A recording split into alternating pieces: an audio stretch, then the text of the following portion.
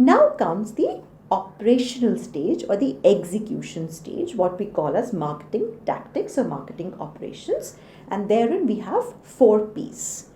I'm sure you've all heard about the 4 P's of marketing: product, price, place, promotion. So what is product? What is my offering? How do I package it? Product and packaging are together clubbed as the first P of marketing. So Patanjali's first products were their ghee and the Dant Kanti toothpaste, which were their anchor products. So, again, how do you bring in the natural element, which is your positioning? How do you package? What kind of size would you have, etc. Second would be your pricing. So what's a price point at which you are basically selling it? They, anyways, because it was middle class, they had to price it much lesser than the premium natural offerings in the market, yet comparable to any other, the mass product which was there, which could be either a Colgate Total or a Pepsodent, which typically cater to this particular market. Then comes your place. Place is nothing but distribution. So what Patanjali did initially was they had their followers, the followers of Baba Ramdev, to open up the distribution centers from their own location, which could be their own shops, houses, etc., etc.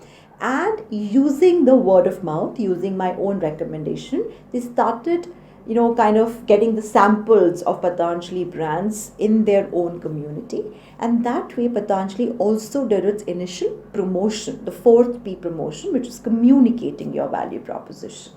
Over time, when they were able to build an equity with the customers, they started opening their own shops, Patanjali stores. They started placing their brands at the general trade and the modern trade. For Patanjali, modern trade happened before the general trade.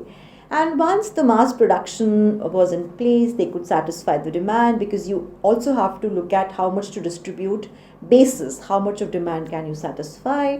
All that was put into place. So this is the 4 P's, which is based on what kind of strategy have you envisaged for your brand. And this is a loop which keeps happening. You keep improving on your strategy based on how you're operating. Because at the end of the day, you have to sustain the value which you have created for the customer. And sustaining value means you need to make profit for the company, right? So marketing is all about making profit, whether an economic profit or a social profit is dependent on your business vision, but you have to make profit.